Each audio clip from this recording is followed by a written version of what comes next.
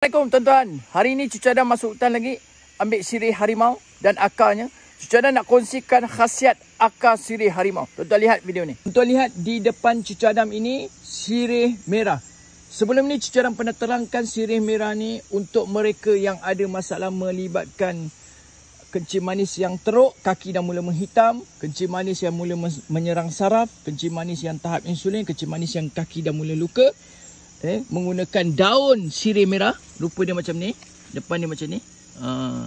Dia berbatik macam ni. Dan belakang dia berwarna merah macam ni. Dia kalau tua lagi cantik rupa dia. Tuan-tuan, hari ini Cucu Adam nak terangkan berkaitan mereka yang ada masalah melibatkan kulit yang serius, masalah kayap, kurap, panau, alahan, alergik, eczema, sopak garam, kudi sapi. Dan mereka yang ada masalah melibatkan angin, gastrik, GERD, medu, angin pasang. Dengan menggunakan apa? Akar sirih merah.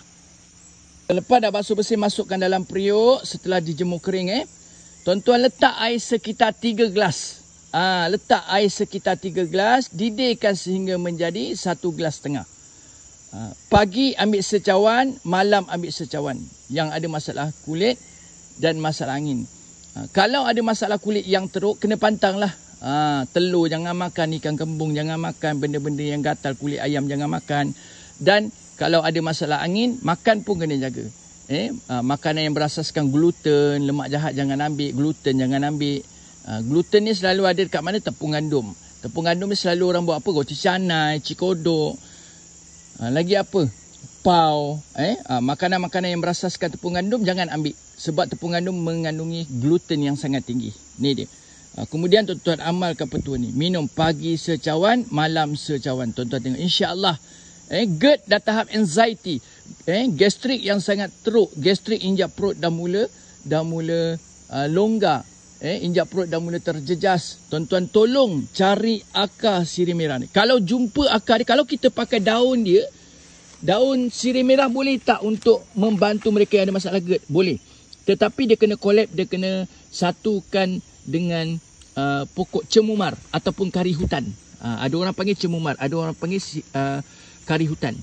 Kalau kita tak jumpa akar, kita jumpa daun, rebus dia bersama daun cemumar ataupun kari hutan. Ambil dalam 3 ke 4 helai sirih merah, ambil dalam segenggam cemumar, rebus dengan 3 gelas air. Kalau kita jumpa akar dia, kalau kita masuk, kita jumpa akar tua macam ni, Allahumma salli ala Muhammad, dia ada akar macam ni. Ni dia.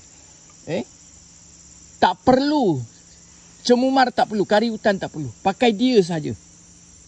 Tuan-tuan pakai dia saja.